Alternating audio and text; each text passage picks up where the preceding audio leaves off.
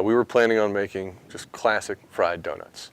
And we had actually hired a couple chefs, and for one reason or another, one of them left town, and the other one just didn't have time because he had a very successful bakery on his own. And so I got into the kitchen with absolutely no baking experience whatsoever. 7 months ago, I had never baked in my life outside of like a roll of cookie dough from a tube. And so I started messing around with it and met with many, many disasters.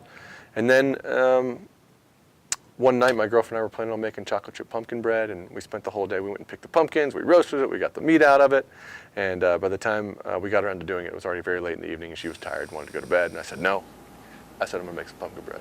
I'm making some pumpkin bread. So she went to bed, and then I realized I didn't have everything I needed. So I went to the store, and then on the way back, I was like, what am I doing? I'm about to start a donut company. I'm gonna spend this time baking, or making something. I should make donuts. So I couldn't do it that night because I just didn't have everything I needed. So then I started, looking at it, and I was like, I've had some delicious pumpkin-based donuts. So I started looking for pumpkin-based donut recipes that I could make the next day. And I noticed that they were all baked. None of them were fried. I thought, well, that's interesting, baked donuts. So I started just doing a little bit of due diligence, looking around the country for baked donut shops. I found 2 in the whole country. There may be more, but I couldn't find them online.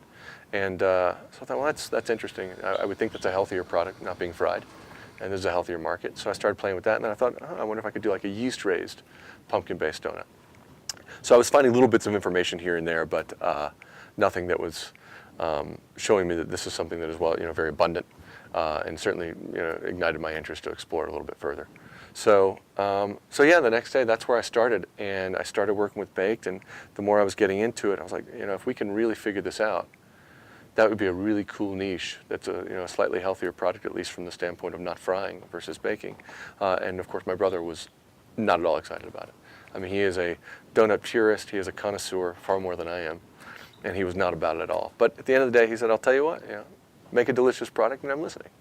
So that was where it started. So I started doing that, and I would say at least my first 2 weeks just ended up in complete disasters. It was. I have a good friend of mine from Memphis who's been a commercial baker for 25 plus years. And I called him and I said, Howard, man, I'm doing this and I'm doing that, and I can't believe I can't figure this out. He's like, Brett, let me get this straight. I've been doing this for 25 years.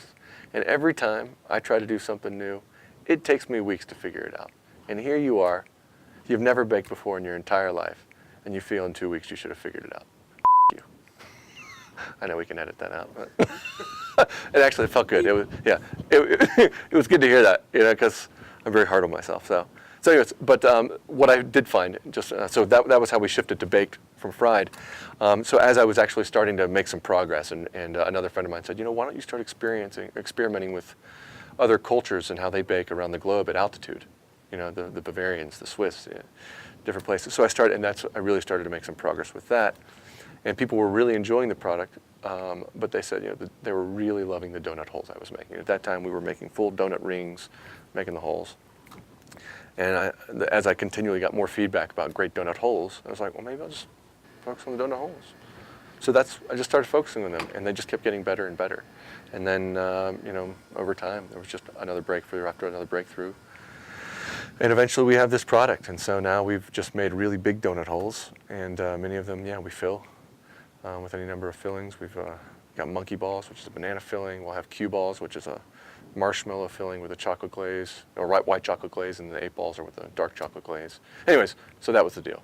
Oversized baked filled donut holes. We just kind of happened upon through a process of trial and error. Yeah, that's the story.